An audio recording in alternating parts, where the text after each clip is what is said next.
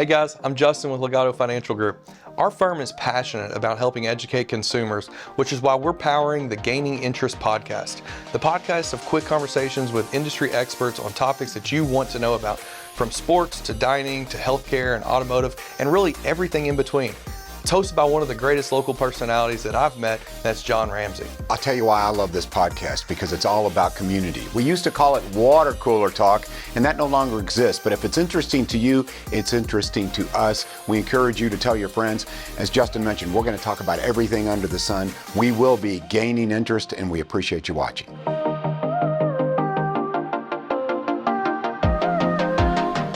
Welcome once again to Gaining Interest, which is powered by Legato Financial. My next guest has an immense talent that has allowed him to be a global ambassador. He has traveled the world and well-traveled in the United States, and we're happy to have him here today on Gaining Interest. He is American conductor Bob Bernhardt. Bob, welcome to the show, and thank you for joining us. I am delighted to be here, John, and I'm glad to know where I am. I said American conductor. Yeah. And you and I had a brief discussion before we started, and your emphasis seems to be that you're a pop conductor. Yep. Okay, tell me about, and for folks who aren't aware, you're kind of the liaison between classical and popular music, right? Well, it's sort of that way. Since I started doing this, I was able to do classical music, popular music, ballet music, opera music, educational concerts. So I've been very lucky at kind of a musical omnivore from the start, and my career started as an assistant conductor here in this city in 1981. And after that, I got my first boss jobs, became #1 conductor in different places, and I'm still the staff conductor here in Louisville in 43 years later. And I can't believe they still hire me, but they do. Well, we're lucky to have you. We are very lucky to have you. I'm the lucky one, John. So when I opened up here, I mentioned this, and your resume is so impressive. We're Boston, Dallas, Las Vegas, Cincinnati. We go on and on. But you have a special passion and affinity for Louisville, which is obvious. I do. Explain that. Why? What is the attraction for you? You could live anywhere in the world, literally. And If they have an and you could be airport, conductor anywhere in the world. But you work here. Yeah. And so why? I think well, first of all, Louisville gave me my first shot. I came here to audition in '81, and there were 4 of us trying out for the job, and I was lucky enough to get it. And I kind of learned the craft part and the art part here with this orchestra. This orchestra taught me pretty much how to do my job. And I tell them that still today, because they're my oldest friends in music. So I started here, and then my family started here. My son was born here. I don't know. I've been hired here every year since. I've never been away from it in any of the seasons of my work. Plus, I love the city. I love its sports. I love its arts. We have from acting to the children's theater to the opera and ballet, and of course what I consider the crown jewel of the orchestra. It has and just about anything for everybody. You're a big part of the fabric of Louisville. And when I say, and I say this often, I say, Louisville's a great place to raise adults. And I believe that. I like that. Do you find us to be unique in terms of the arts here? Because I think our arts culture and the environment here that cultivate arts, I think it's very vibrant. How would you describe it? When you talk to folks in Boston and Houston and Dallas and Las Vegas, what do you tell them about Louisville? Well, I think first of all, whenever people come here and work with the orchestra, they're always shocked at how good it is. They're thinking, well, I'm here in Louisville. Maybe they're coming from someplace, a larger city or something. They come here. This orchestra is crackerjack. And right now, especially with Teddy running the show here, Teddy Abrams, the orchestra is playing probably as well as it's ever had in its history. And that's very thrilling. That's exciting part of it. But I tell people about the city. I mean, it is a great place to be. It's a great place to grow. It's a great place to have a family. And for kids, everything's available to them, as you well know. I mean, anything from ballet to Pop Warner football. It's all here. Bob, is it fair to say that you and Teddy Abrams share I don't know, I guess a belief that music needs to be acceptable to all. That, you know, there's the old school orchestra was, you know, classical music, and here comes Mozart or whatever the case may be. But now it's like, okay, we can blend the two and draw people in to orchestra music by being a little bit more, for lack of a better term, edgy. What is your philosophy on where the state of the Louisville Orchestra is, and orchestras in general, and the direction they're moving? I'd say that I'm an amateur compared to Teddy on this, but I've always believed that my whole job was to knock down the walls that kept people from coming to our concerts.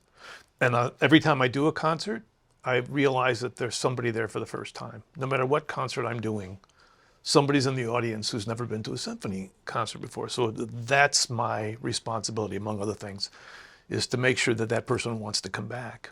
Teddy, on the other hand, well, does that, but because of his brilliance and his ability to connect all the different types of entertainment that exist in the community, and his willingness to put the time and the energy into this city, he has connected more parts of this city with the orchestra than anyone ever has in the history of the orchestra. I mean, I just did a show here, and they needed singers for Ghostbusters. And Teddy had a relationship with the rap school here. I mean, and we had 3 kids come out and sing with us because Teddy has opened up all of these avenues in this town. So he has done, I mean, in my wildest dreams, what I would have loved to have done. See, but you are so humble, because I think he is a continuation of your legacy. Because Well, it's just because I'm older. But I was, and I am as A well. lot older. But you brought me in, though. You know what I'm saying? It's like, okay, I was watching you back in the '80s, and you made orchestra music, and to me, that you were the hook. You brought me in, and I go, wow, this is fantastic. Plus, I could impress dates. I go, oh, I'm going to have some kind of sophistication mean I helped? here. Yes, you did. You did help, and I always had a good time, and I always walked away feeling what only music can do. Very passionate, and oh, I can't wait to play this, and oh, this is fantastic. And when I say play this, hear this, and the experience is so unique. So I give you credit. I mean, you say Ted. I don't think we could have drawn a Teddy to Louisville without Bob Bernhardt. Well, that is incredibly flattering, John. But part of it too is because I grew up. The first time I heard classical music was either on Warner Brothers cartoons or the Ed Sullivan Show. That's how old I am. In the late 50s into the 60s, and I mean, I heard, I guess, Robert Merrill and Roberta Peters, the opera singers, on Ed Sullivan, right next to the impersonators, and and to the jugglers. So I consider it part of Topo Gigio. That's right, and Senor Wences. Oh man, God, close the box, open the box. Remember? Well, you got a great memory. Yeah. Well. When you're almost 100, this is what happens. We quit. So anyway, for my education work and for my pop's work, I've always thought that having the kids and having my audience enjoying themselves, if I'm having a good time up there, maybe they will. And also, there's nothing wrong with having some laughter in the house. Mm-hmm. If you're doing your job well and you're putting on great music, but there's also a chance to be a little lighthearted about it, I've always enjoyed that. Bob, you talk about a specialized field. I mean, really, if you could really pick maybe one occupation, being a conductor, a maestro, there's so few of them. So I'm curious, obviously you have a passion for music. Why not be a musician? What points one like yourself to become accomplished as a conductor? How does that work? I had a very clear path in that. I wasn't good enough. What did you play? I played piano. I also played guitar in a rock band. This is another part of it very too. Cool. I had a rock in high school, played coffee houses in college and that kind of with popular music. I was a Beatles kid. When I was 9, I heard Bach for the first time. It was a lightning strike. When I was 12 and almost 13, the Beatles were on Ed Sullivan. That was a lightning strike. And then I played baseball from the time I was I could barely, was walking. And so I had all that in my toolbox. So there's a couple of natural segues there. You gave me a couple of them there. The See, Beatles, I helped again. Yeah, you did. Oh, you helped boy. me. The Rolling Stones, the Beatles. they brought in some orchestra sounds to the music. Sgt. Pepper's, you listen, you go, okay, this is interesting to me have a fusion of rock and roll and orchestra music, and that seems to continue. Did you realize that when it was happening? Did you go, okay, did the light go on for you and go, okay, this can work, the pop side of it? Eleanor Rigby? Yes. Got to Get You to My Life. That was a swing band chart. Yes. Ruby Tuesday was the Stones trying to emulate with the string stuff in it. Yeah, but then, do you remember Conquistador, which they said Conquistador on it? What was the name of the group? It was with Procol Harum. Oh, that was with the Edmonton Symphony Orchestra, with whom I work all the time. And Procol Harum had a tie to McCartney, didn't they? I think they did back in the day. But they came out with the first rock and roll album that had a symphony orchestra on it, and I heard that in, I guess it was the early '70s, and I said, "Boy, this can work." And it has. And it most definitely has. And that's been, so all of that's kind of been combined. But part of it also is that I played team sports. I mean, I play golf now, which is, don't tell anybody about that, but I play golf now. But I played soccer and baseball. Soccer in the fall, baseball in the spring. From the time all through high school, all through college. I played 4 years in both. If you can play college baseball, I mean, you're an accomplished baseball player. It was Division II. Now, I read you were an All-American. I was an academic All-American, which I think meant I could read. That's going to no, I don't mean to. Sorry, don't. I didn't mean it. Athletes, didn't mean it, everybody. I have a wonderful joke about that for another time, off camera. Okay, I'm going to hold you to that. Okay, all right.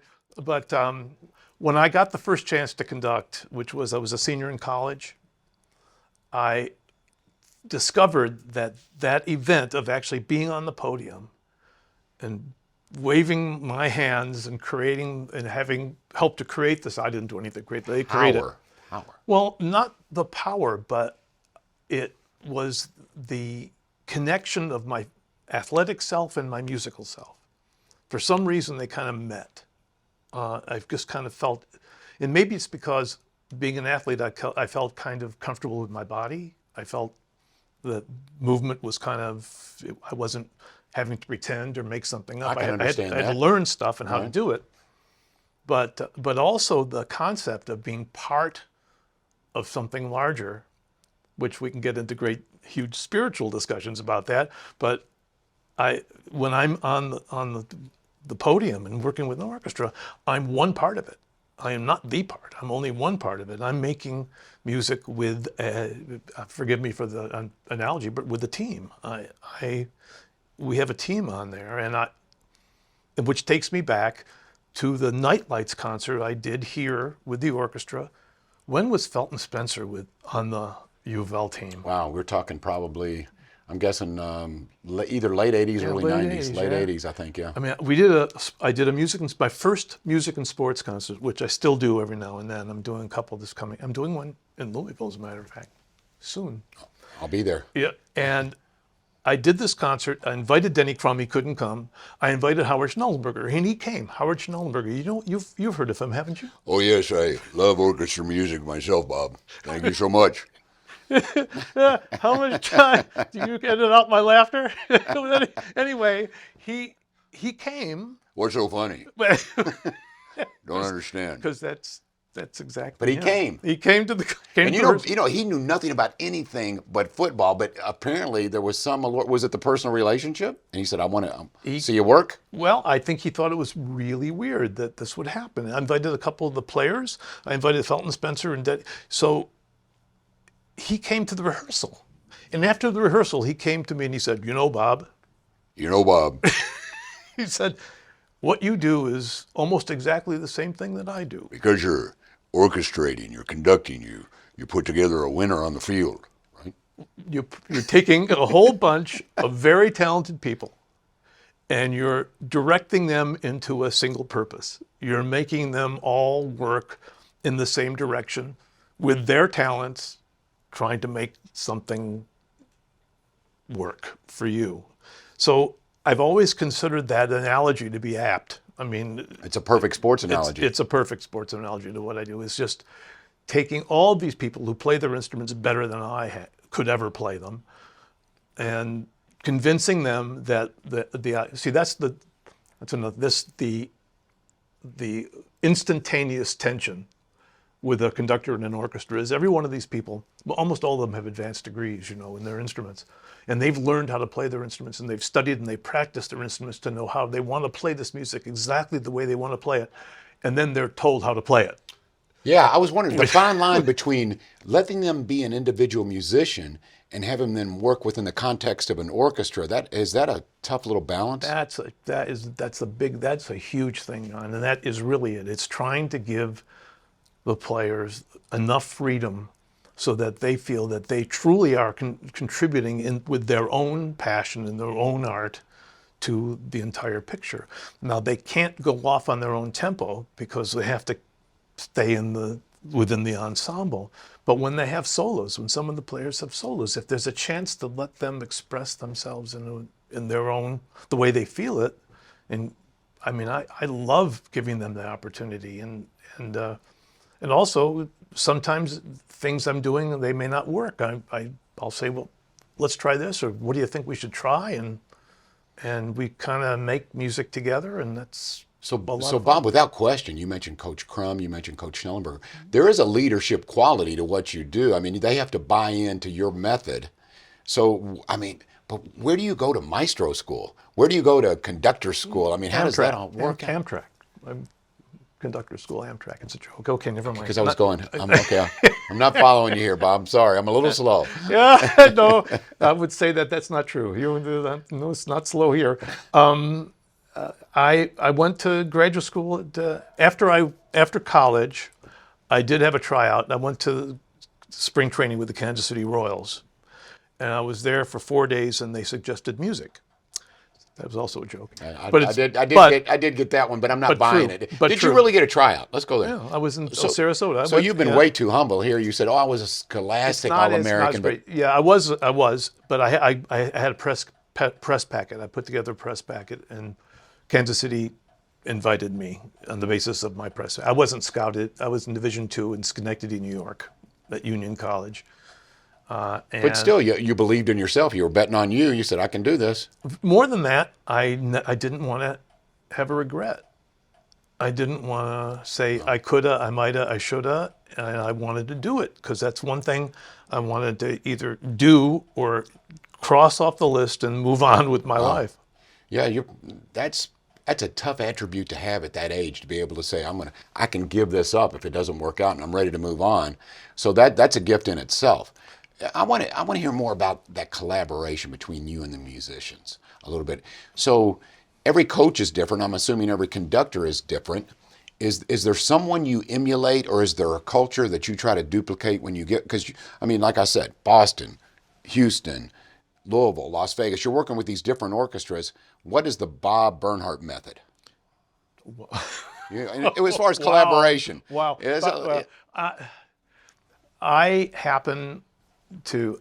I do not like telling people what to do.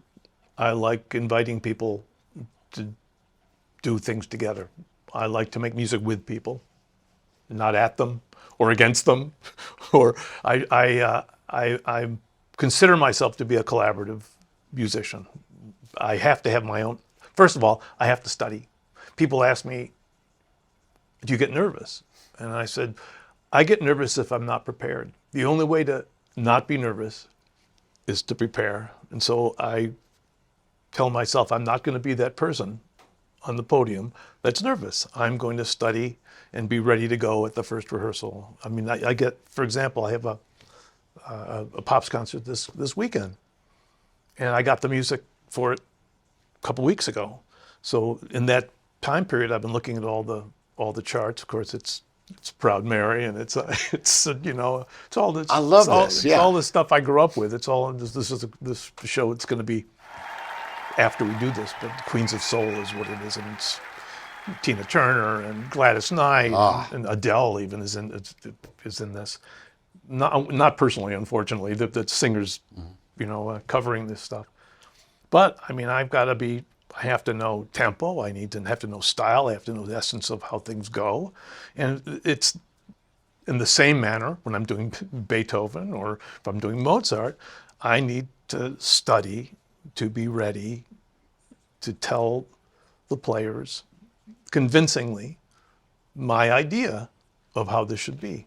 And again, it's up to me to convince them that I have the right idea. And orchestras, especially when I'm a guest conductor for the first time, it takes them about 30 seconds to know if the conductor has anything of value to give them. And I think that statement right there says, Hopefully. yes, I do. I'm bringing value. I want to do this with you. I'll lead you, but we're going to do this together. That's always the goal. And here now, I know this orchestra, I know the Louisville Orchestra, and I know each other so well. And the thing that's also nice about it, there's the T word, the trust word, which is really important. They trust me to bring program concerts that they will enjoy playing, but especially that our audience will love hearing. And they trust me to be ready to go and to do my job well, to be a professional at what I do. And I cherish that trust that we've developed over the years. And I mean, we also have a lot of laughter in our rehearsals too, which doesn't hurt at all. It's a lot of fun. I would assume with Mozart or Beethoven that it's more note for note, and we have to get this exact. With pops, do you have a lot of freedom to put your individual touches in there? Do you find is that the allure to pops for you? Is yes, it's orchestra music. Yes, it's still very tightly orchestrated, but I get to add my flair. Do you find that to be true? To some extent. The big difference between a concert of Beethoven, Mozart, and whatever, and my pops is that I usually have 1 or 2 rehearsals. And there are almost always 4 rehearsals for a classical segment. So they get to work a lot more and much more fine detail on the Beethoven and Mozart. When we're doing our holiday pops here, for example, I mean, we're playing Sleigh Ride for the 700th time, Yes. you know? So you're pretty good. So the orchestra's ready to go, and you don't have to rehearse it. You know, you don't have to rehearse this stuff. They know this music, they know how to do it. But when we get in front of an audience, which is that's the reason we do it, is to communicate, to entertain, to make someone's night, to make them forget their troubles for a little while. When we're there doing that, that's when we all really turn on something. There's some magic thing that happens when we're really in front of our audience, and that's kind of what we live for. I've seen you numerous times. You're really good with your timing on that. You talked about comedic timing, and you're really good with that. With that being said, Thank you for saying. Oh, interrupt. Sorry. Timing joke. Is any of that rehearsed? You know, like, okay, I'm playing this song. There's a line that works with this, or is that impromptu? Is that? There is enough that's impromptu that I'm proud of. That's good, but some of it's lined up. I mean, there are lines like, and now we're going to play music from Jaws. This music is now 47 years old, and it's now the 47th anniversary of the last time I swam in the ocean. Yeah, that's a line, right? I mean, Beautiful. That's a line. But other times things happen, but I love that. That's like, I mean, you watch Johnny Carson? Were you a Carson guy? Oh, yeah. And me too. That's right. Yes. He is unbelievable. Oh. May the fleas of 1,000 camels manifest in your underarms. Love Johnny Carson. Sis Boom Ba. That's you know right. that one? I am the all-seeing. I am the all-knowing. Well, Carson, the reason I bring it up is that, Self-deprecating humor. He was very good at that. and the fastest brain. Oh, I mean, man, the he was fastest quick, yeah. comedic brain. Where it happened all the time. Even when his jokes failed, that was sometimes Oh, the that was funniest. funniest. Yeah. The funniest. When he had egg on his face and you're just staring at the camera like, Third joke. Who wrote that? Third joke in a row that failed. Doc played da da da dun da dun. He did the soft shoe. Remember? Oh, yeah. We need more Johnny Carsons. Yeah, We do. he is missed. Anyway, I grew up with that. I grew up again with the comedians, the impersonators who I just loved. Frank Gorshin. Do you remember Frank Gorshin? Oh, yeah. He was fantastic. I ended up doing He was kind of like Jim Carrey before his time because he could do the facial, he could do everything. He looked like the people. Kirk Douglas even went like, Yeah. he was God. I don't know, something about having that all kind of moshed together when I was But I a think kid. it makes a better conductor. I mean, the sense of humor is important. I mean, you're there to entertain ultimately. If you can add a little bit of levity, why not, right? Yes, but that's the way I view it. I mean, I love entertaining, and first of all, I love conducting and recreating great music with terrific musicians. I mean, it's a joy, and I'm now 92. Is that old I am? 93. Anyway, much but younger. I still love it. I love doing it, which is why, of course, I'm still doing it. I'm also still being hired, so this is great. It's a great combination. But It's kept you young.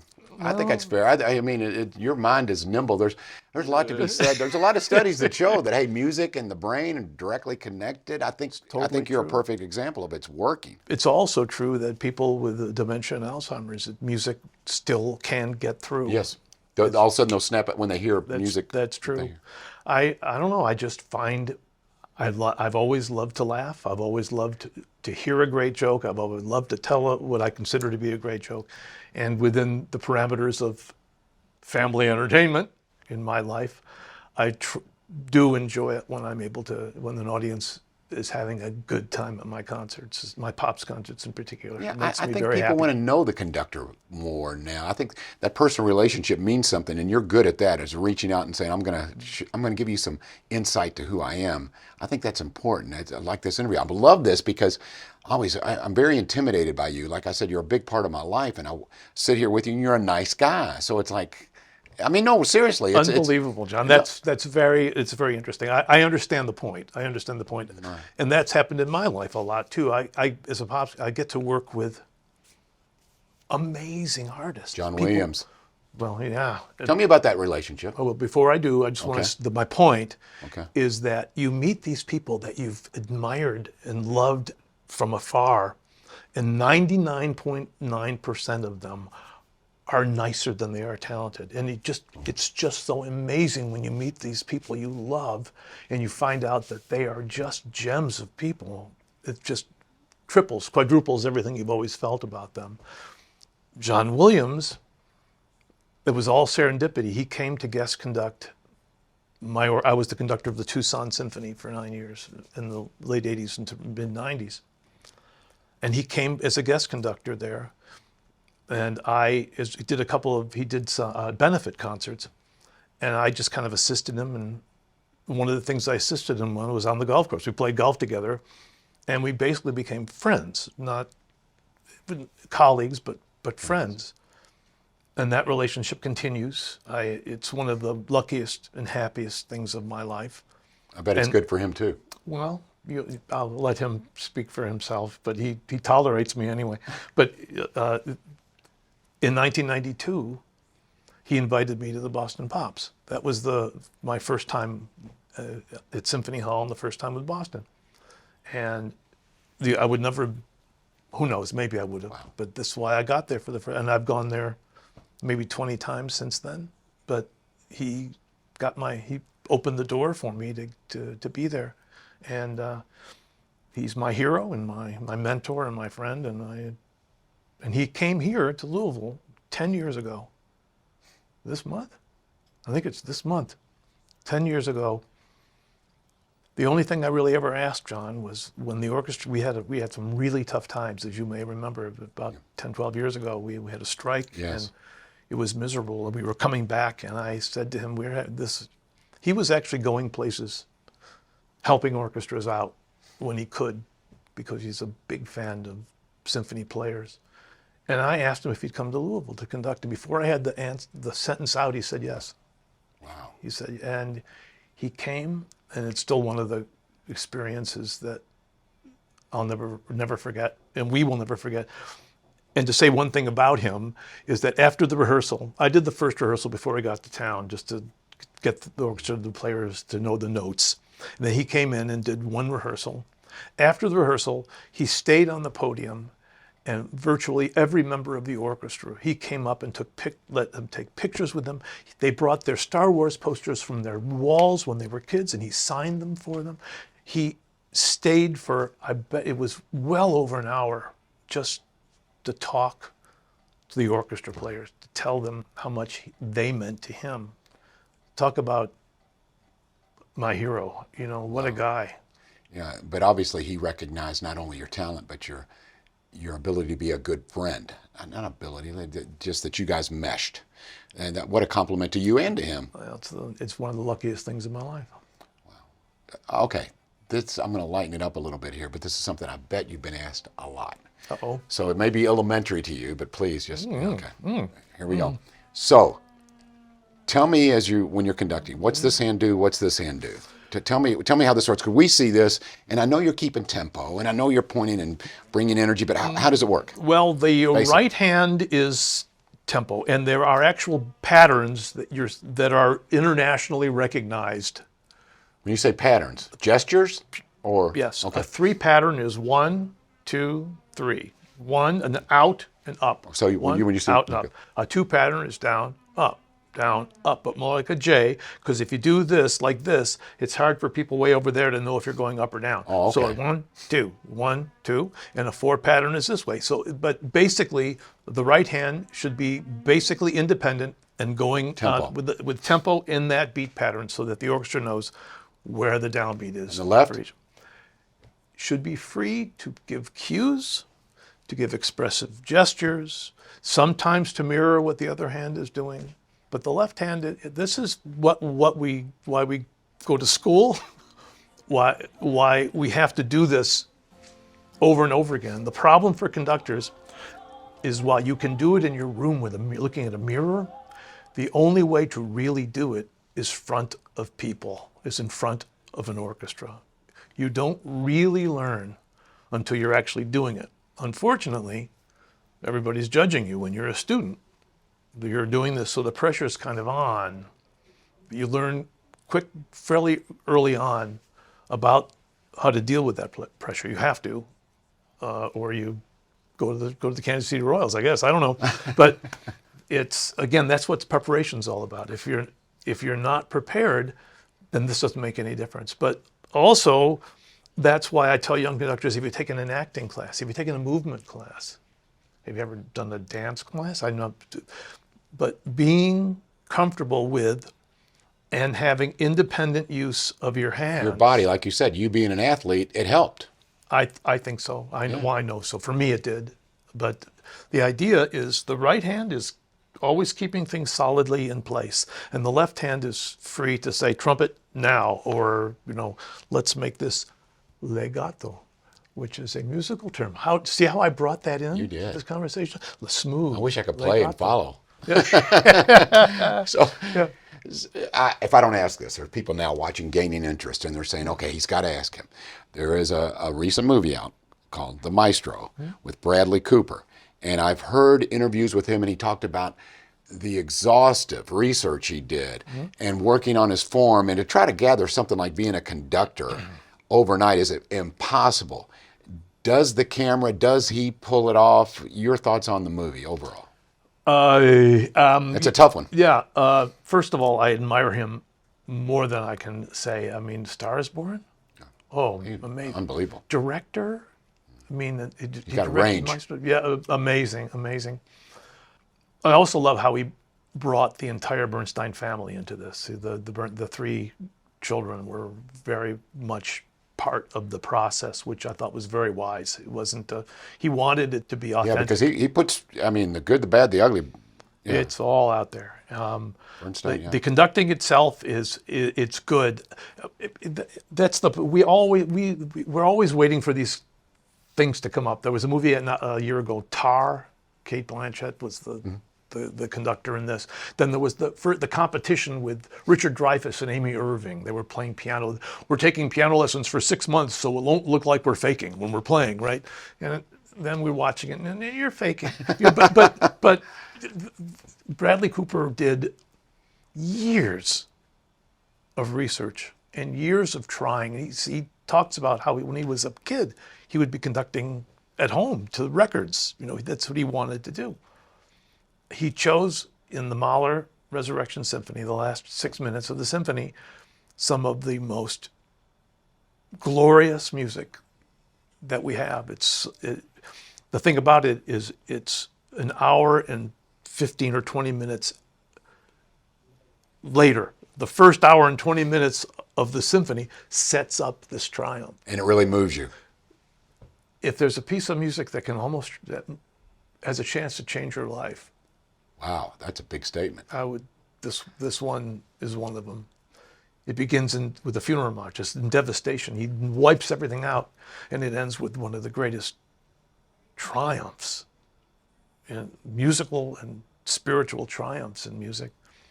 He chose a very difficult thing to conduct, especially as Bernstein did, because Bernstein Courage. Yeah. a lot of courage, and it's good. It's Okay. good. It is good. The movie, I thought as a movie, was amazing. It was very courageous.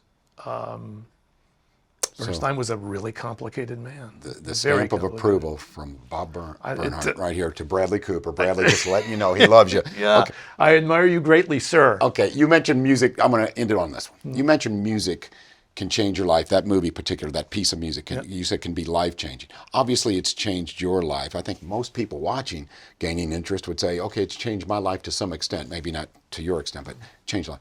If you could change your life, okay, conductor or baseball player, which way are you going? Or would you change your life, Bob? I mean, you have changed people's lives, and specifically here in Louisville, quite a few, but around the world. Would you do anything different? Would you? If I wasn't a conductor, what would I be? Yes, basically. Yeah. I would be either a journalist or an astronomer. Whoa, that I didn't see coming. I'm a newsaholic, which is not easy these days, as you well know. Good luck. But I've always thought of journalism as a noble profession. I finagled a minor in college, an astronomy minor. I started as a math major, went into abstract systems, and I said, none of that. But I had a math basis. I took some physics. You've got a I lot of studied talent, man. cosmology. Well, I'm not sure, but I have a lot of interests. I'm fascinated. I'm still fascinated by the night sky. I'm fascinated by the Webb telescope. I'm fascinated by the new stuff we're finding out, and how everything we find out creates more questions. And it's fabulous. Where did this all come from? And it creates all kinds of interesting scientific, spiritual discussions, which I find are completely compatible and exciting and nourishing. I love it. I think Bob Bernhardt, with Gaining Interest in this interview, I think you've people out there who are watching are saying, you know what? I've changed my mind. If I could have dinner with anyone, Bob Bernhardt is an interesting cat. He's interesting, master of none, but he's okay. He No, does you are. stuff. I bet you are a great conversationalist, and So are you, sir. You know a lot about a lot of things. And as do you. Whew. Oh no, not. I'm telling you, not to that level. But I've enjoyed the conversation immensely. It's more mutual than I can tell you. Thank you. And here as well, I'm genuinely moved by this conversation with you. Once again, Gaining Interest, folks, about all things interesting, and certainly Bob Bernhardt. You check that box very well. So there we go. Once again, thanks for watching Gaining Interest. We'd like to thank Legato Financial Group, and thank you for watching.